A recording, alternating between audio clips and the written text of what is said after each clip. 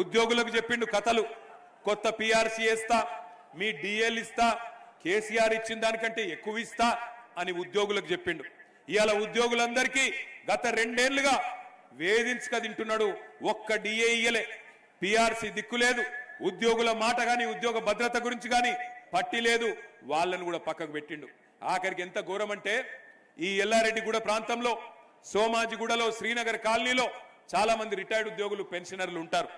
వాళ్ళ పరిస్థితి ఎంత దయనీయంగా మారింది అంటే ఈరోజు రిటైర్డ్ ఉద్యోగి ఎట్లుంటారు? రిటైర్డ్ ఉద్యోగులు అంటే జీవితం అంతా కష్టపడి పనిచేసి ఆ జీపీఎఫ్, గ్రాట్యుటీ, ఇంకా వాళ్ళకి ఏవైతే బెనిఫిట్స్ రావాలనో వాటి కోసం ఎదురు చూస్తూ ఉంటారు. ఒక్కొక్కరికి 30 లక్షలు, 40 లక్షలు వచ్చేది ఉంటది. ఇలా అవి కూడా 2 ఏళ్ల నుంచి ఇస్తలేడు రేవంత్ రెడ్డి.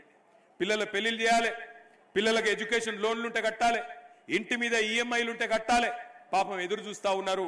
2 ఏళ్లకెళ్ళి చకోర పక్షి లెక్క చూస్తున్నారు. చూసి చూసి గుండెలాగిపోతున్నాయి ఇవాళ రిటైర్డ్ ఉద్యోగులై.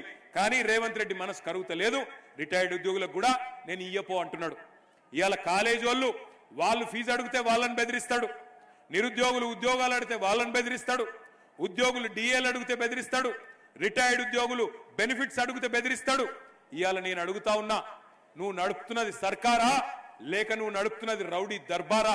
ఇంతమందిని బెదిరించి ఏం సాధిస్తావు రేవంత్ రెడ్డి అని నేను అడుగుతా ఉన్నా.